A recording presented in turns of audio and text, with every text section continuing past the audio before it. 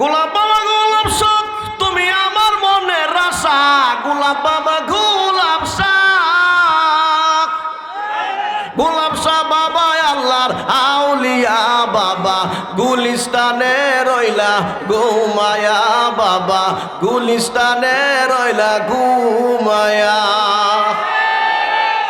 যখন ডোলটার বাড়িতে শুরু করছে কিয়ের আর হুশ, বেড়াবেড়ি নাস্তাস, গোলাপ শাহ বলে মনের আসে। আবার গিয়ে দেখি কত মানুষ গোলাপ শাহ মাজারের বালু চলু ভেড়ো মারতাছে। কে লেগা? ইয়ার মিয়া মহিলায় মাহা এক বাচ্চার লাগিয়া গোলাপ শাহ বালু মাখলেনি ভেড়ো একটা ছেলে হয় মেয়ে হয় বাচ্চার লাগে। গোলাপ শাহ বাচ্চাদের ক্ষমতা আছে? বন্ধুরা আমার গভীর মনোযোগ দিল দিয়া শুনেন, দিল দিয়া শুনে।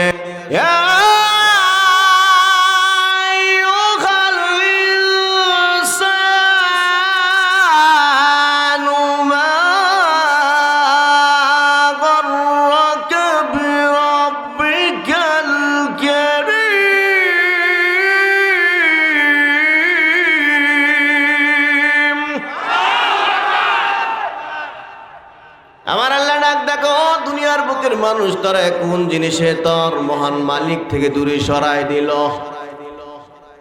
তুই ফজরের সময় কেন ঘুমায় রইলি? তুই যে ফজরের সময় গোলামি করার দরকার আছিল। মুয়াজ্জিন যখন আজান দিছে আসসালাতু খায়রুম মিনান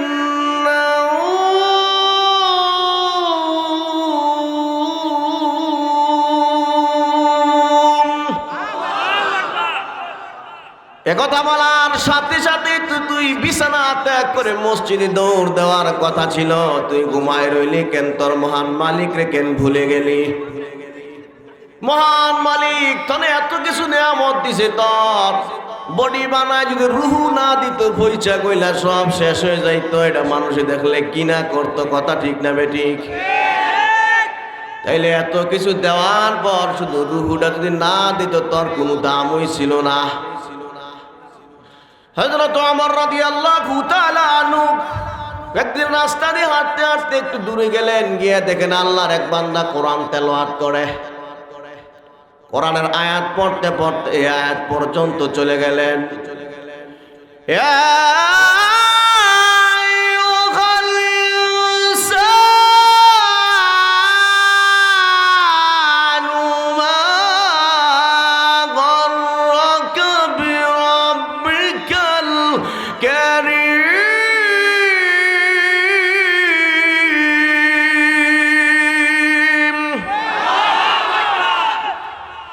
হযরত ওমর রাদিয়াল্লাহু তাআলা আনহু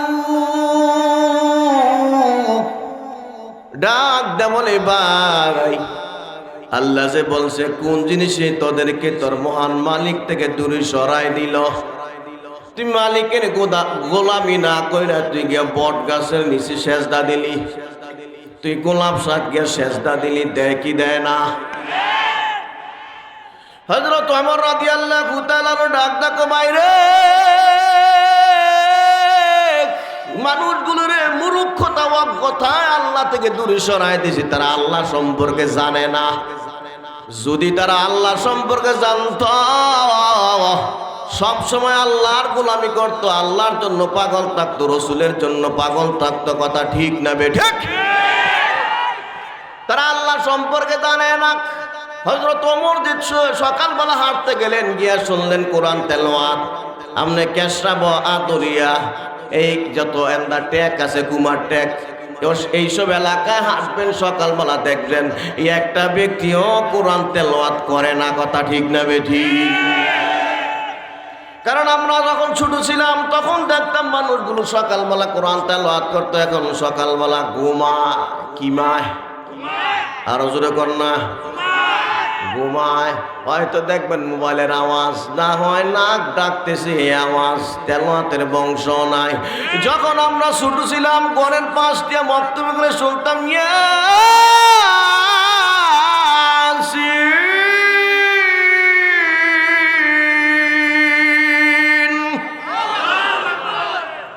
হয়তো আপনার মা, আপনার দাদা, আপনার বাপে কোরআন তেলাওয়াত করে, এখন আপনারা জীবনটা সাজাইলেন কেমনে? আপনারা কোরআনের দ্বারে কাছেও না। এই জন্য মোহতারাম হাজরিন, আসুন সামনে আগাই। যদি আপনি কোরআন তেলাওয়াত গ্রহণ করেন, আপনার জীবন দামি হবে। এটা আপনার ব্যক্তিগত ব্যবহার বইলা গেলাম। শুই না যদি কাজে লাগান, জীবনটা দামি হবে। কাজে না লাগাইলে এই জমিনটা বেদামি থাকবে। কথা ঠিক না বেঠিক? তাহলে মানুষ আল্লাহ থেকে দূরে সরে গেছে কিসের জন্য? আল্লাহ সম্পর্কে জানে না, মূর্খতার কারণে। কথা ঠিক নিও। কেমন মূর্খতা? সহজে বুঝেন, আল্লাহর কদম ছাড়া দুনিয়ার কারো কদমে সেজদা দেওয়া জায়েজ আসেনি? আচ্ছা, আল্লাহর রাসূল আমরা দেখি, আমাদের নবী মুহাম্মদ সাল্লাল্লাহু আলাইহি সাল্লাম, সাউন্ড বাড়াও, ওনার কদমে সেজদা দেওয়া জায়েজ আসেনি? ওয়াজ বড় বড় বক্তা মুফতি সাহেব জানে, মাশাআল্লাহ। আল্লাহর রাসূলের কদমে সেজদা দেওয়া জায়েজ নাই, তুমি কেমনে গোলাপ সাদ গিয়ে সেজদা দাও? আছে না? না এরকম?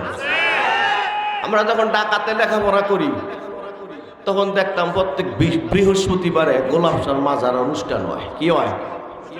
অনুষ্ঠানে বিভিন্ন গান টান হয়।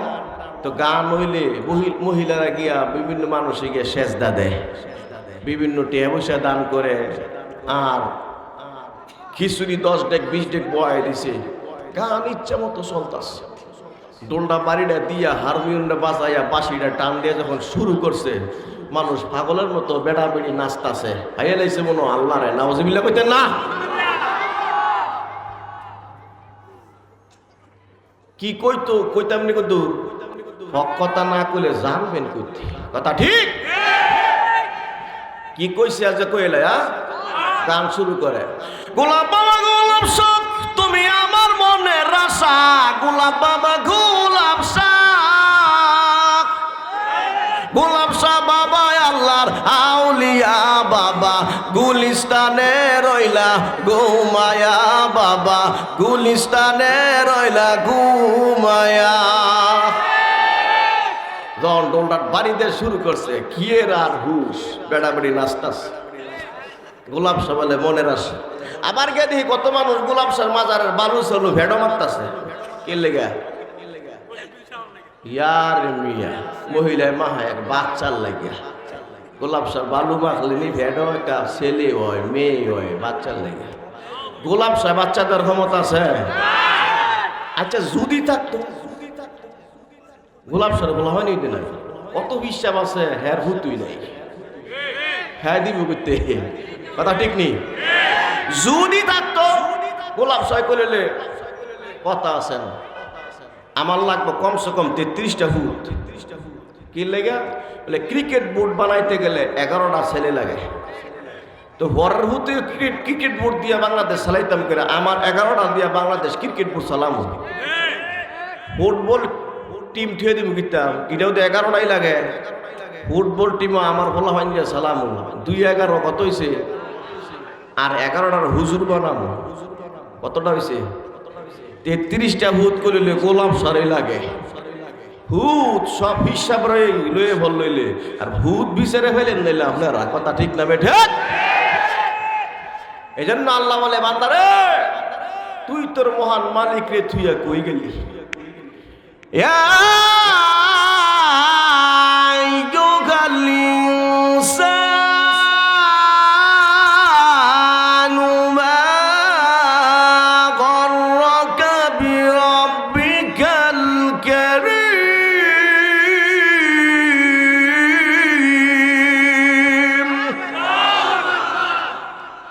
মুফাসসিরিনে কেরাম ডাক থাকে, হযরত ওমর দামি ব্যাখ্যা করছে, তারপর আরো ব্যাখ্যা শুনেন। বলে মানুষগুলো আল্লাহ থেকে দূরে সরে গেছে। আল্লাহ কারীম হওয়ার কারণে, ভালোবাসার সাগর হওয়ার কারণে, দয়ার সাগর হওয়ার কারণে। কোন সুবহানাল্লাহ। আমার আল্লাহ, আপনার আল্লাহ যদি দয়ার সাগর না হইতো, ঘুমায় থাকলে ফেরেশতা পাঠাই দিত, ফিডা ফিডা ফিডা ফিডা, সব দাঁত দুধ ইন্ডিয়া পাঠাই দে। ফজরের সময় ঘুমায় রইছে, জোহরের সময় ঘুমায় রইছে, আসরের সময় আমি আল্লাহ ডাক দিলাম, নামাজে আসলো না। ও বান্দা, তুমি আসরের সময় ঘুমায় রইছে, ফেরেশতা হিসাব এমন একটা থাপড়া দিছে 360টা জোড়া ছুটে গেছে গা। ঠিক নিও। এই যে আল্লাহ কারিম দিককে কোনো শাস্তি দেন নগদ, এজন্য আমরা পাপ করি, গুনাহ করি, কথা ঠিক। মুফাসসিরে কেরাম কয় আল্লাহ তো ভিডা দেয় না, কোনো থাপ্পড় দেয় না। রমজান মাস রোজা না রাখা বিভিন্ন আলু সব খায়, ডাইলের বড়া খায়, বিরিয়ানি খায়। এটা যদি এনে গিয়ে আটকাই যেত গা তাহলে খাইতার লইলে আল্লাহ কারিম দিকে কই বান্দা খা, যেদিন বুঝবি সেদিন কানবি রে, আমি আল্লাহ কত দয়া তোর উপর করছি। সুবহানাল্লাহ গান।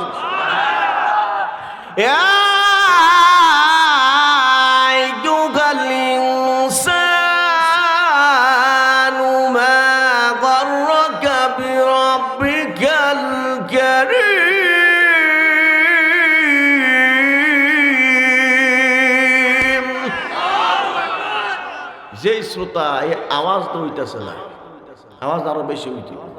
আসুন আরো গভীরের কথা, আল্লাহ ইয়া আইয়ুহাল ইনসান কইছে, মানুষ কি কইছে? মানুষ কারে কয় এখন জানতেই। মানুষ বলা হয় যার কাজের সাথে হুশ আছে তারে মানুষ কয়। আত্মাও চোখ মুখ থাকলে কথা কইতেলে মানুষ না। আবার যার কাজের সাথে হুশ নাই তারে মানুষ কয় না। এক। দুই নম্বর, যার মধ্যে মানুষের চরিত্র আছে, মানুষত্ব আছে, তারে মানুষ কয়। যার মাঝখানে পশুত্ব আছে, মানুষত্ব নাই, তারে মানুষ কয় না। বডিটা মানুষের মতো কিন্তু সে আসলেই একটা জানোয়ার, কথা ঠিক না বেঠিক?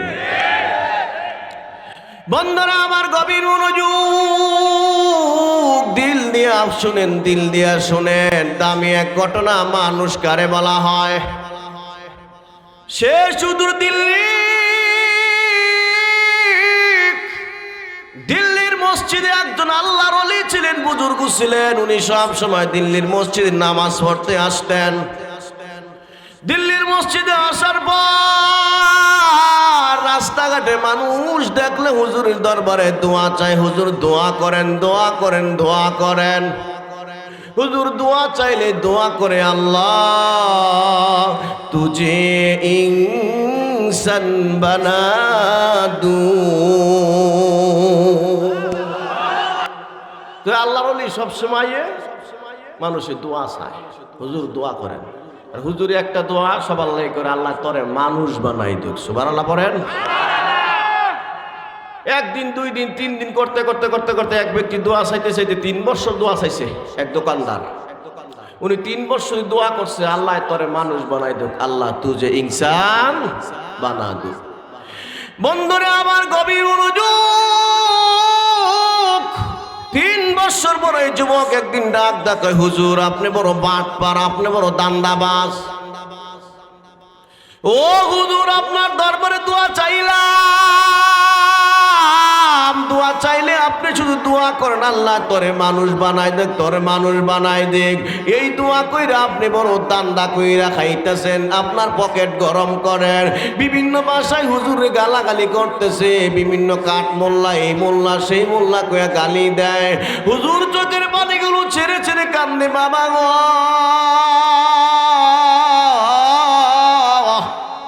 তুমি প্রাণ বইরা আমার গালি দিচ্ছ, কোনো দুঃখ নাই। ও বাজান,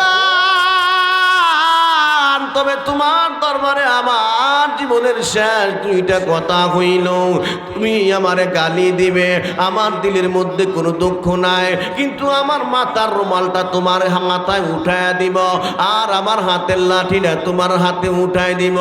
এই 2টা কাজ তুমি করবা, করার পরে তোমার যত মন চায় আমারে গালি দিবা। দান্দাবাজ বইলা, বাটপার বইলা গালি দিলে আমার কোনো দুঃখ নাই। সুবহানাল্লাহ বলেন। যুবক ডাক ডাকাই, হুজুর জান জান, আপনার এই 2টা আবদার রাখলাম, আপনার রুমালটা আমার মাথা উঠায় দেন। 2 নাম্বার, আপনার হাতের লাঠিটা আমার হাতে উঠায় দেন। হুজুর বলে ঠিক আছে, যাও তোমার মাথায় উঠায় দিলাম, আর হাতের মধ্যে লাঠিটা উঠায় দিলাম। বলছি যুবক যা দিল্লির বাজারে যা, দিল্লির বাজারে গিয়ে যুবকটা মানুষগুলোরে মারতেছে, মানুষগুলোরে আঘাত করতেছে, বিভিন্ন রকম ভাবে দৌড়াইতেছে। বাজারের মধ্যে একটা দৌড়াদৌড়ি শুরু হয়ে গেল। মানুষ দেখতেছে যুবকের মাথায় হুজুরের রুমাল দেখা যায়, আবার যুবকের হাতের মধ্যে হুজুরের লাঠি দেখা যায়। দৌড়ে খবর দিল, হুজুর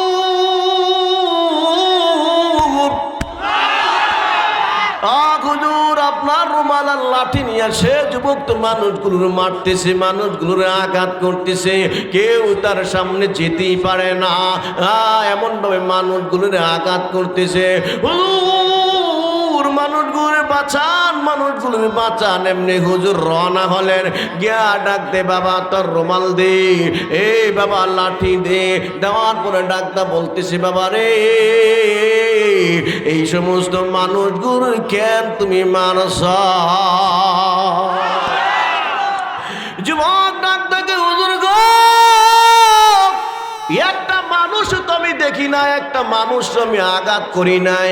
আমি দেখছি আমার সামনে বাঘ দাঁড়ায় রয়েছে, সাপ দাঁড়ায় রয়েছে, বিচ্ছু দাঁড়ায় রয়েছে, শুয়োর দাঁড়ায় রয়েছে, আমার সামনে বিভিন্ন কুকুর দাঁড়ায় রয়েছে, আমার কামড় দেওয়ার জন্য আসতেছে। এই জন্য এগুলো আমি মারতেছিলাম বাঁচার জন্য। হুজুর নাক থেকে বাবা তাকায় দেখো, এখন একটা শুয়োর দেখা যায়নি, একটা কুকুর দেখা যায়নি, একটা বাঘ দেখা যায়নি, একটা সাপ দেখা যায়নি। না হুজুর দেখা যায় না, দেখা যায় না। ঘটনা কি? আমি যখন তোমার মাথায় রুমাল উঠাই দিলাম, তোমার আধ্যাত্মিক চক্ষু, তোমার মারেফতের চক্ষু খুলিয়া গেছে। খোলার পরে তুমি দেখতে পারছো আসলে সে মানুষ না অন্য কিছু। কারণ তার মধ্যে মানুষের চরিত্র থাকলে মানুষ দেখা যাবে, তার বডিটা মানুষের মতো, কিন্তু তার ভিতরে কুকুরের চরিত্র আছে, তার মাঝখানে শুয়োরের চরিত্র আছে, তার মাঝখানে বাঘের চরিত্র আছে, তা কারো মাঝখানে আবার সাপের চরিত্র আছে। যার ভিতরে যে চরিত্র লালন করে মূলত আধ্যাত্মিক চক্ষু দিয়ে তার ওই চরিত্র দেখা যায়। এজন্য আমার দরবারে তুমি দোয়া চাইছ, একদিন নয়, 2 দিন নয়, লাগাতার 3 বছর। আর আমি তোমার জন্য 3 বছর দোয়া করলাম, আল্লাহ তুঝে ইনসান বানা দু।